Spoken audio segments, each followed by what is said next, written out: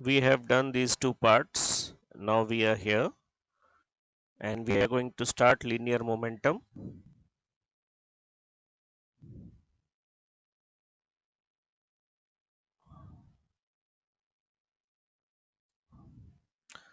Lecture is in English and Hindi language. If you face any problem understanding this lecture or recap, then you must see the previous lectures and then come back. So recap of previous concepts of all the previous lectures of this chapter. इस chapter के जो previous concepts हैं, जो parts हमने किए उसका recap देख लीजिए.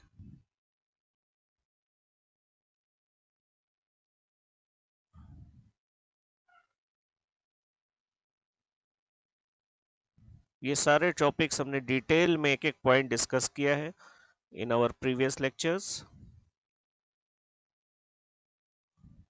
तो जस्ट गो थ्रू देम, देख लीजिए एक बार अच्छे से.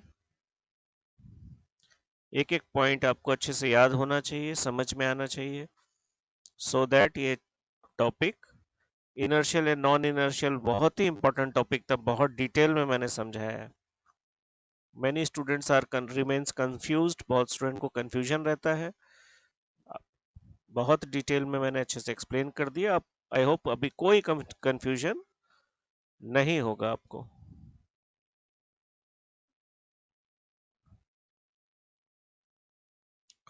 सो न्यू कंसेप्ट्स में लीनियर मोमेंटम.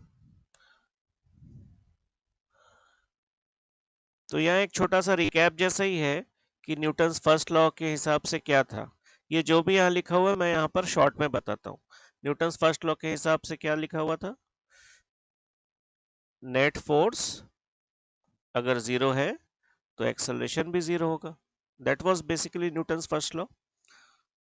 और न्यूटन सेकंड लॉ कहता है कि भाई अगर नेट फोर्स जीरो नहीं है तो उसका वैल्यू क्या है, फॉर्मूला क्या है.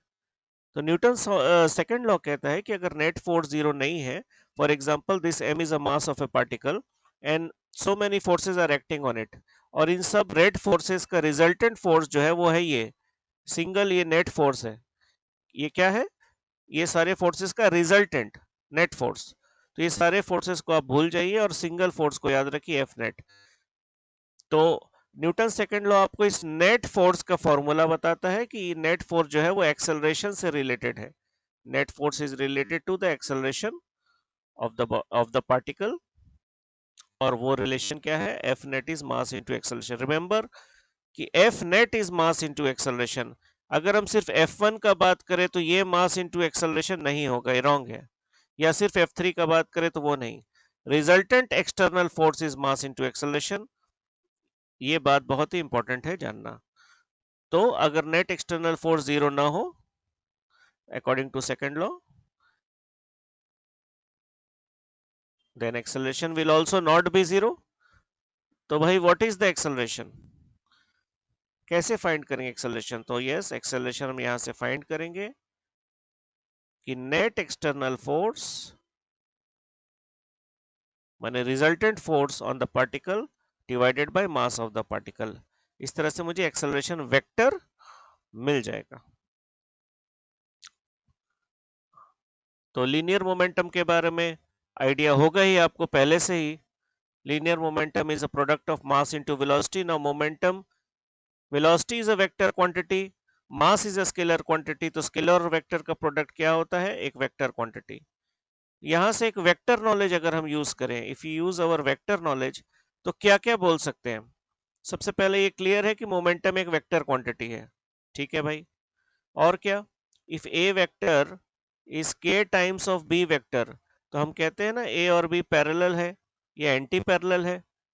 के पॉजिटिव होने से पैरेलल, के नेगेटिव होने से ए और बी एंटी पैरेलल है, मतलब they are parallel to each other.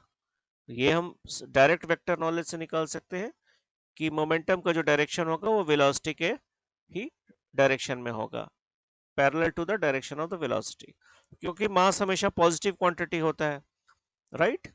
So they will direction of momentum will be equal to the direction of velocity. ये भी हम कह सकते हैं. और क्या कह सकते हैं?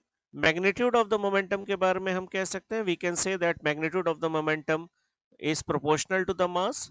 जितना ज्यादा मास होगा उतना ज्यादा मोमेंटम। और हम क्या कह सकते हैं, it will be proportional to the velocity. जितना ज्यादा वेलोसिटी होगा मोमेंटम भी उतना ज्यादा होगा। तो डायरेक्ट प्रोपोर्शनल रिलेशन है मास और वेलोसिटी के साथ। तो इसको शॉर्ट नोट्स या समराइज कर दें। मोमेंटम वेक्टर है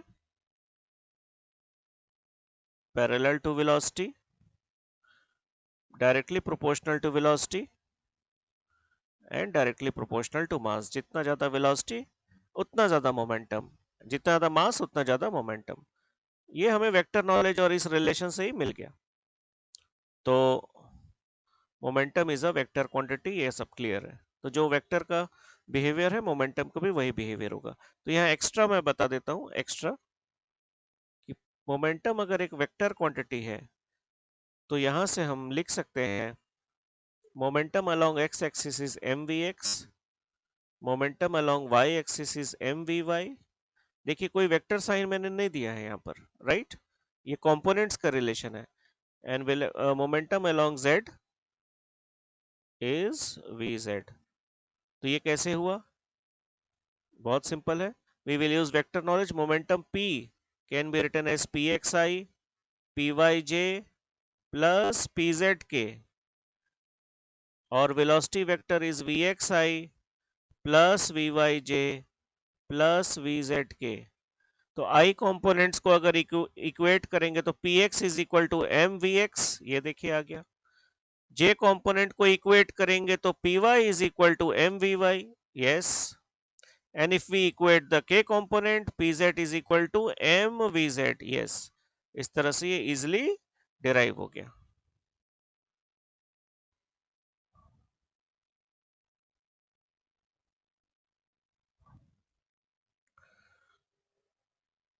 तो इस पूरे पैराग्राफ का समरी क्या है, चलो समझते हैं। Suppose I take a car and a truck, ठीक है? तो let's start. Car of mass m,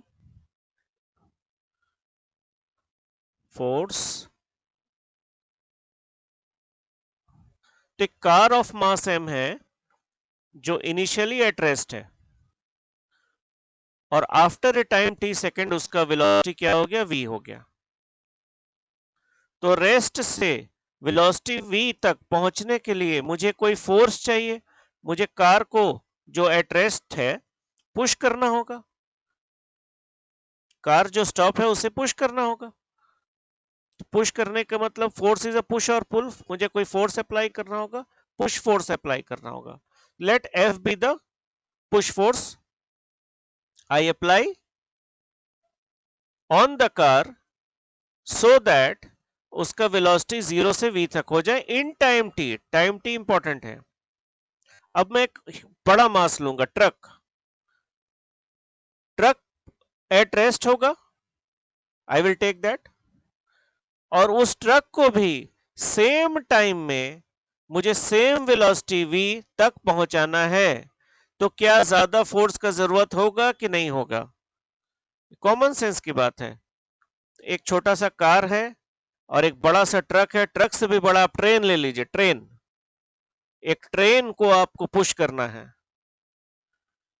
और फ्रॉम रेस्ट से लेकर आपको वेलोसिटी v तक पहुंचना है सेम टाइम में। अगर कार ने 1 सेकंड में ये वेलोसिटी अचीव किया है तो ट्रेन को भी 1 सेकंड के अंदर में ही 0 से इतना स्पीड अचीव करना है। तो कितना हाई फोर्स का जरूरत होगा आप इमेजिन कर सकते हो। तो force on the train will be much bigger than the force on the car, right? ये हमारा ऑब्जर्वेशन है। एक छोटे छोटे ऑब्जर्वेशन से हमें सीखने को मिलेगा। धीरे धीरे लॉजिक बनते जाएगा, और फिर हम देखेंगे कि न्यूटन्स लॉ क्यों force is equal to mass into acceleration है, या डीपीडीटी क्यों है वैसा। ये पूरा उस तरफ ही जा रहा है हमारा जो लेक्चर है। तो एक truck,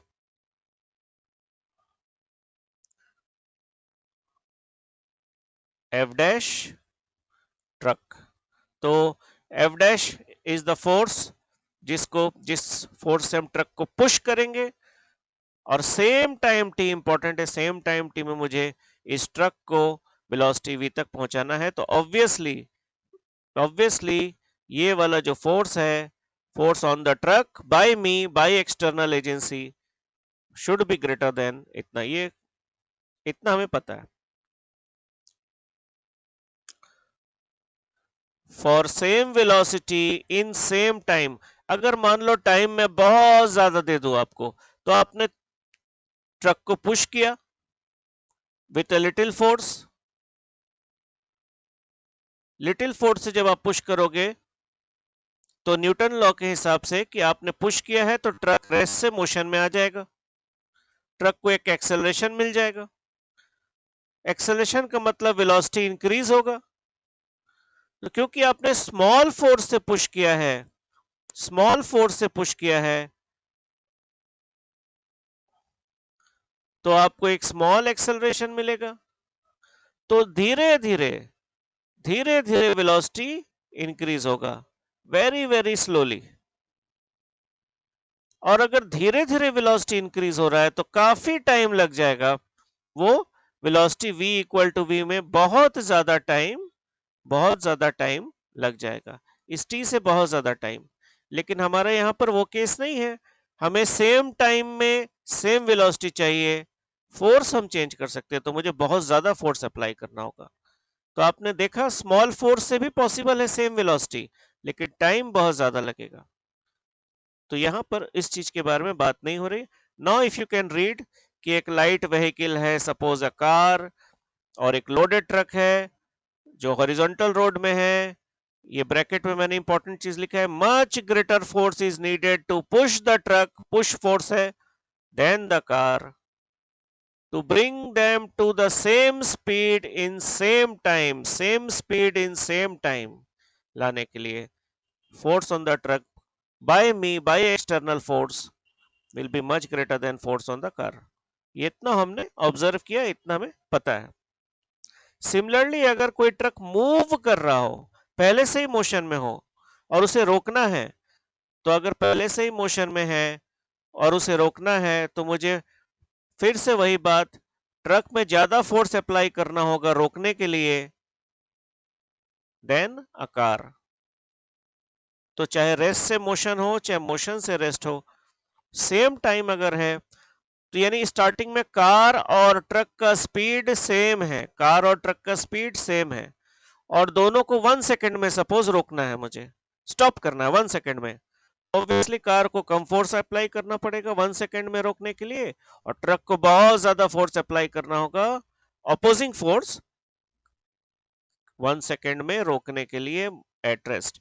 So greater opposing force is needed to stop heavy body like truck than a light body like car in the same time they both are moving with same speed। ये पूरा paragraph आपको समझ में आ गया।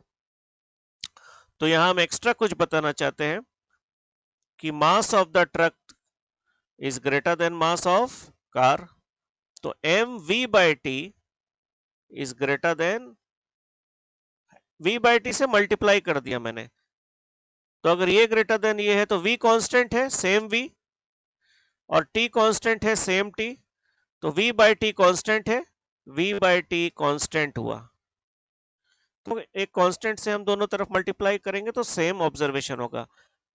आगे के जो भी मैं समझाऊंगा, आगे आगे जो भी एनसीईआरटी में समझाया गया है उसमें यही बताया जाएगा कि इस चीज का mv बाई टी का कुछ ना कुछ तो रिलेशन है भाई फोर्स के साथ।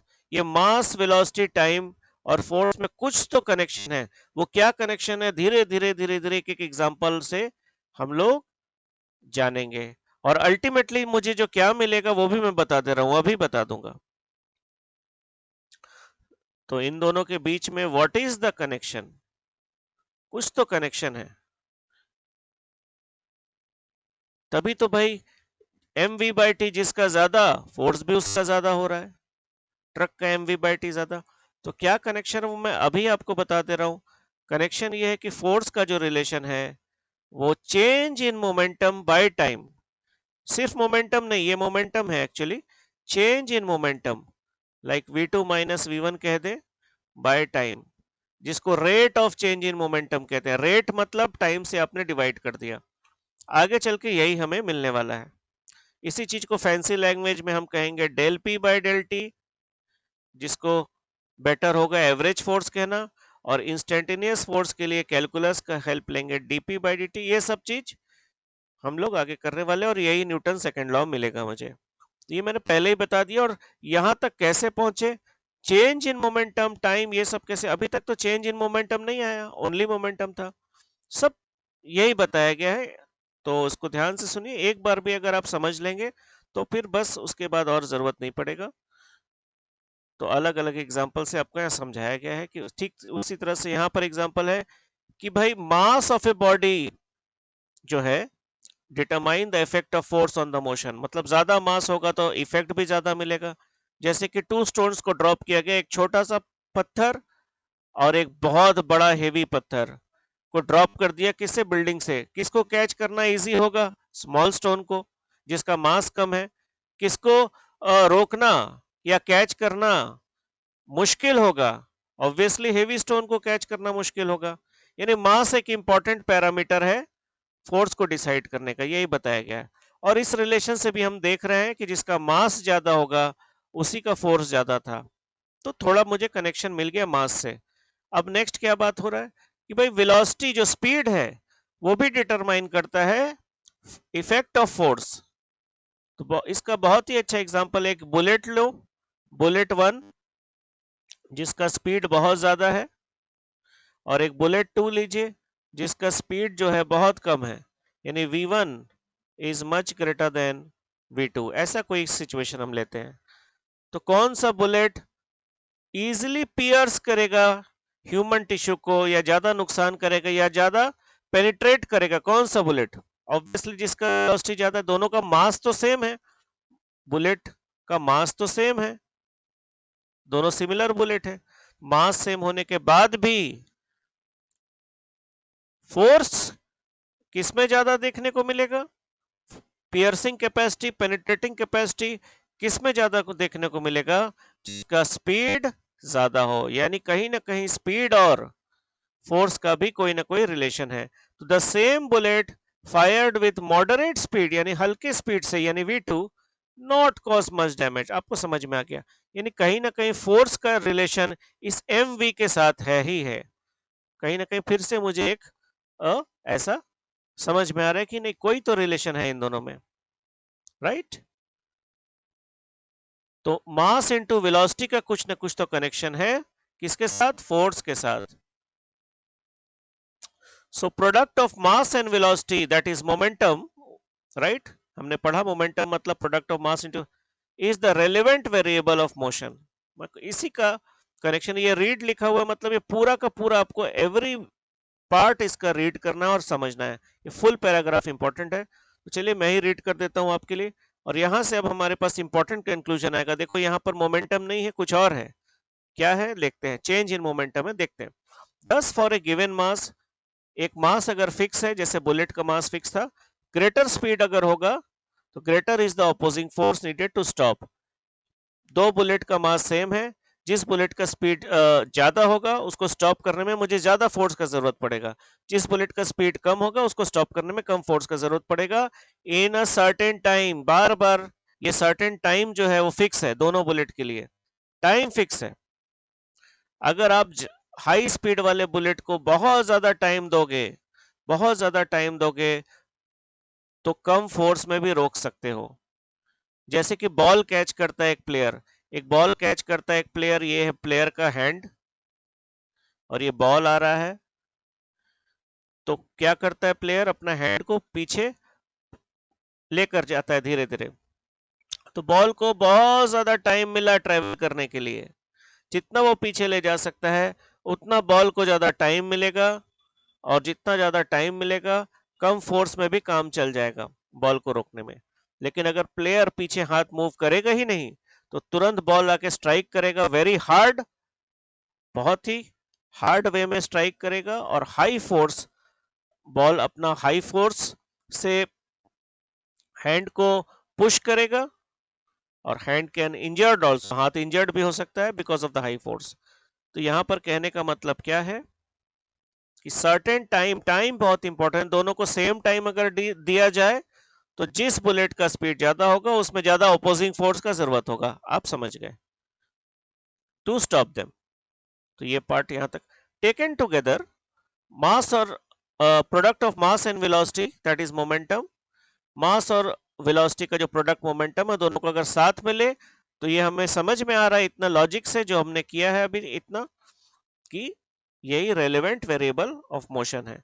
लेकिन सिर्फ मोमेंटम नहीं, सेम टाइम बहुत इंपॉर्टेंट है, सेम टाइम इंपॉर्टेंट है ना। यहाँ पर हम क्या कर रहे हैं, और एक बात को अब हम समझा रहे हैं, और एक चीज हो रहा है यहाँ पर जो हमने ध्यान नहीं दिया, वो ये कि हम कह रहे हैं कि बुलेट वन का स्पीड v था और मैंने टाइम t में उसको रोक दिया, v जीरो कर दिया, तो there is a change in speed.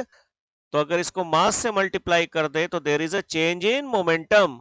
mv momentum से क्या हो गया, वो m इंटू जीरो यानी जीरो मोमेंटम हो गया। तो चेंज इन मोमेंटम हुआ है, क्या हुआ है, change in momentum, p for momentum हुआ है।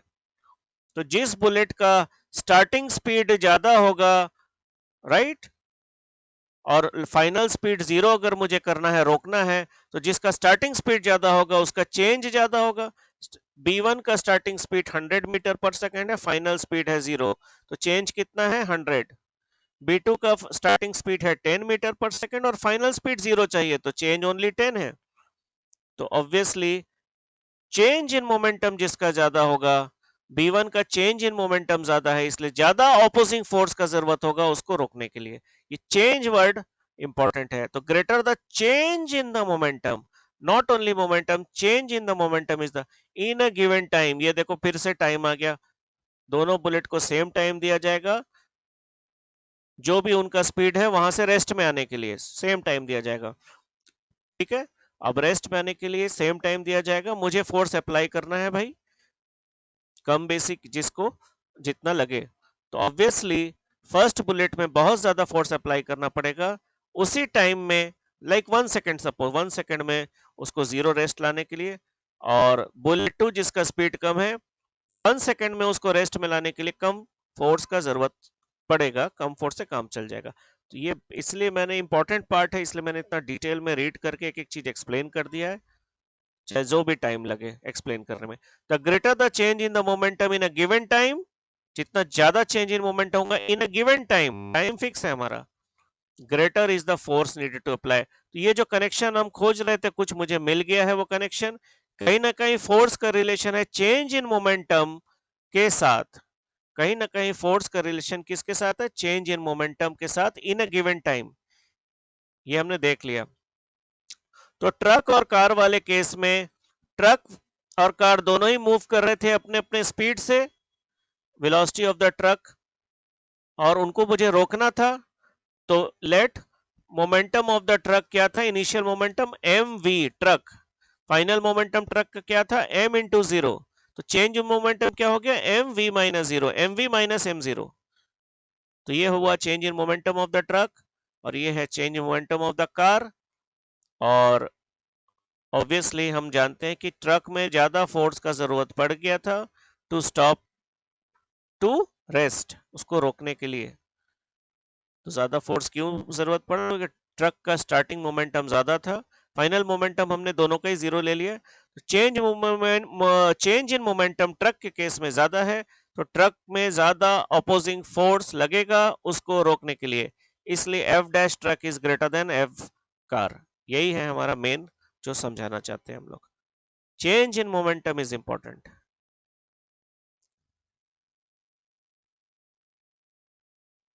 So let's revise linear momentum. It's defined as the quantity of motion contained in a body. Mass into velocity को quantity of motion भी कहते हैं।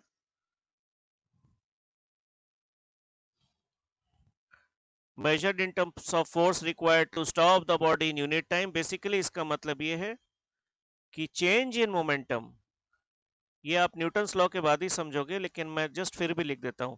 Change in momentum is force into time, ये formula है। Short में अगर आप कहोगे तो डेल पी, चेंज को हम डेल पी से डिनोट करते हैं, इज एफ डेल टी। ये है एकदम इजी रिप्रेजेंटेशन, जो न्यूटन्स लॉ करने के बाद इमीडिएटली समझ में आ जाएगा, क्योंकि न्यूटन्स लॉ कहता है net force is change in momentum by time, माने rate of change in momentum, ये न्यूटन्स लॉ कहता है। तो यहां से मुझे डेल पी क्या मिल गया, F into del T. Remember del P momentum नहीं है, चेंज इन मोमेंटम है, चेंज वर्ड इंपॉर्टेंट है, मतलब final minus initial momentum. Okay, mass into velocity सब ठीक है, वेक्टर क्वांटिटी है, ये सब ठीक है, डायरेक्शन सेम एज वेलोसिटी, सब क्लियर है। यूनिट क्या होगा, मास का केजी, वेलोसिटी का मीटर पर सेकेंड, ग्राम सेंटीमीटर पर सेकेंड। डायमेंशन क्या होगा, मास के लिए m, वेलोसिटी के लिए L T to the power -1, तो ये हो गया डायमेंशन। यहां बहुत कुछ सीखने को मिलेगा। Two objects of different masses have same momentum, मतलब ये है कि m1 m2 are different, momentum same है। तो मोमेंटम अगर सेम है तो m1 v1 सपोज p है, तो m2 v2 भी p होगा, क्योंकि सेम मोमेंटम है। तो m1 v1 equals to m2 v2 is a constant, ऐसा लिखा हुआ है यहाँ पर, राइट मतलब mv इक्वल्स टू कांस्टेंट, यहाँ पर ज्यादा बेटर समझ में आएगा। mv इक्वल्स टू कांस्टेंट, तो यहाँ से v क्या मिल गया, equals to constant by m। तो ये किस टाइप का इक्वेशन जैसा है, if xy is a constant, तो इसका एक ग्राफ इस तरह से होता है, ये ग्राफ होता है y equals to 1/x 2/x k/x, इस टाइप का graph. y equal to any constant by x का ग्राफ ऐसा होता है, 1/x 2/x कुछ भी। तो हम ये कह सकते हैं कि अगर ये y एक्सिस में हो, यस y एक्सिस में है, mx एक्सिस में हो, यस m एक्सिस में हो, तो इसका ग्राफ इसके तरह मैच करेगा, ये देखिए मैच कर रहा है। ये किसका ग्राफ है भाई, किसका ग्राफ है, vx ग्राफ है, I mean sorry vm graph है, vm ग्राफ है for constant momentum, for constant momentum मतलब velocity is inversely proportional to m का ग्राफ ऐसा टाइप का है। सिर्फ momentum is constant and this is the graph of velocity versus mass, ये हो गया। p is directly proportional to mass, p is directly proportional to velocity, ये सब हमने देख लिया है। यहाँ पर मैं एक्स्ट्रा बताना चाहता हूँ, फिर से मैथमेटिक्स आ जाएगा। y is equal to mx, ये कैसा स्ट्रेट लाइन है, ये एक स्ट्रेट लाइन है पासिंग थ्रू ओरिजिन, ये कहते हैं y इक्वल टू mx, इसको कहते हैं। तो जैसे अगर दो अलग वैल्यू है, m मतलब स्लोप ऑफ द लाइन, अगर दो डिफरेंट स्लोप है तो दो डिफरेंट लाइन होगा, m dash x and so on, ये तो समझ गए। तो यहाँ पर इसको ऐसे भी कह सकते हैं, if mass m is a constant या slope m is a constant, m is a slope here, तो y प्रोपोर्शनल टू x कह सकते हैं, y is a proportional to x। तो y अगर प्रोपोर्शनल टू x है तो उसका ग्राफ इस टाइप का होगा, y equal to some constant into x mx का, ये समझ गए। तो y प्रोपोर्शनल टू x का ग्राफ अगर ऐसे है तो p प्रोपोर्शनल टू v का ग्राफ कैसा होगा, एकदम ऐसा ही होगा। यहाँ पर हम लिख देंगे p और यहाँ लिख देंगे v, राइट। तो यही आपको यहाँ पर हम दिखाने वाले हैं, ये देखिए p प्रोपोर्शनल टू v का ग्राफ कैसा होगा, p proportional to v graph will be like this, y equal to mx type, y equal to mx type graph, सही है। Similarly p proportional to m का ग्राफ कैसा होगा, यानी p variable है, m वेरिएबल है, v कांस्टेंट है। अगर v कांस्टेंट साफ साफ लिखा हुआ v अगर कांस्टेंट है तो ये y equal to mx type फिर से बन गया, again y equal to mx type of graph लेगा पासिंग थ्रू ओरिजिन। तो इससे ग्राफिकल एनी क्वेश्चन होगा, ग्राफिकल क्वेश्चन का आप आराम से आंसर कर सकते हो। तो 3 ग्राफ्स मैंने बताया है, एक एक इस टाइप का ग्राफ जहां मोमेंटम कांस्टेंट है, और याद रखना वो जो ग्राफ मैंने बताया वो वेलोसिटी मास ग्राफ है, राइट। ये मोमेंटम वेलोसिटी ग्राफ है, एक स्ट्रेट लाइन पासिंग थ्रू, और ये मोमेंटम मास ग्राफ है, ये सब अलग अलग क्वांटिटीज के बीच में ग्राफ है, तो वो याद रखना। तो if y equal to, then this is the graph.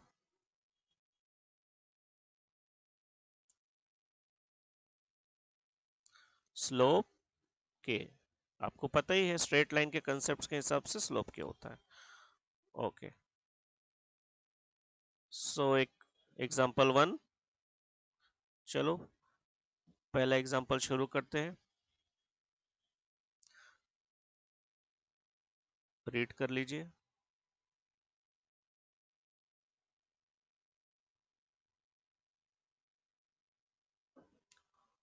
Okay, a stone is dropped from a height h. ठीक है भाई, कोई हाइट है, इस हाइट h से स्टोन ड्रॉप होगा. Point, it hits the ground with a certain momentum p. Ground को hit कर रहा है सर्टेन मोमेंटम p से. m is the mass of the stone, v is the velocity जिससे वो हिट कर रहा है ग्राउंड को. यहां तक भी समझ गए? यहां तक तो समझ में आ गया. If the same stone is dropped from a height 100% more than the previous, 100% more का मतलब डबल, 100% ज्यादा मतलब डबल. तो अब सेकंड केस में क्या होगा, ये जो हाइट है अब बन गया 2h. ये हाइट बन गया 2h. ठीक है भाई, हाइट 2h बन गया. The momentum when it hits the ground will change by, change was important है. तो ठीक है, मुझे वेलोसिटी का फॉर्मूला यहां से कैलकुलेट करना होगा. आप जानते हो ड्रॉप्ड का मतलब यहां पर है, ड्रॉप्ड मतलब इनिशियल वेलोसिटी जो है वो है 0 है. और आप अच्छी तरह जानते हो कि फाइनल वेलोसिटी होता है √2gh. कैसे आया ये फाइनल वेलोसिटी √2gh? बहुत इजी है, हम यूज करेंगे v square equal to u square plus 2as वाला फॉर्मूला. तो final velocity v, initial velocity 0 square, acceleration की जगह g, और s के जगह क्या डिस्प्लेसमेंट है h, राइट. तो यहां से स्क्वायर रूट अगर ले लेंगे तो √2gh डिराइव हो गया काइनेमेटिक्स से. तो चलो ये भी डिराइव हो गया हमारा. तो यहां पर मोमेंटम क्या लिखेंगे, m√2gh. ये हो गया हमारा इनिशियल मोमेंटम. तो मोमेंटम और h के बीच में एक रिलेशन है हमारे पास यहां पर. तो अगर h 2h हो जाएगा तो मोमेंटम, न्यू मोमेंटम क्या हो जाएगा, 2g2h. Correct, 2g2h. आपको चाहिए चेंज इन मोमेंटम परसेंटेज में दिया हुआ है. तो परसेंटेज में चेंज इन मोमेंटम का मतलब होता है, परसेंटेज का मतलब समझ लीजिए क्योंकि सारा ऑप्शन, परसेंटेज का मतलब होता है final minus initial divided by initial into 100. ये वाले क्वांटिटी आपको चाहिए. और देखिए मेरे पास सब वैल्यू है, p डैश का वैल्यू है, p का वैल्यू है, फिर से p का वैल्यू और 100 से मल्टीप्लाई करेंगे, जो भी आंसर आएगा वही हमारा आंसर होगा. तो ये पूरा जो था ये हमारा था प्लानिंग. तो सॉल्यूशन क्या होगा मैं आपको दिखा देता हूं. तो स्टार्टिंग मोमेंटम ये था, ये मिल गया, और 100% मतलब 2h. तो फाइनल मोमेंटम आ गया इतना, जिसको √2p लिख सकते हैं. इसको √2p कैसे लिख सकते हैं, बहुत ही इजी है. ये वाला जो 2 है रूट के अंदर उसको ऐसे लिखो, और √2gh और m into √2gh is our capital P. तो √2, बाकी जो ये क्वांटिटी और ये क्वांटिटी दोनों मिलाकर कैपिटल P है. तो ये आंसर मुझे मिल गया. तो मुझे ये मिल गया है, ये मिल गया है. 50% नहीं, basically percentage change in momentum. Percentage change in momentum का फॉर्मूला ये होता है. ये फॉर्मूला आपको मस्ट है याद रखना, मस्ट रिमेंबर.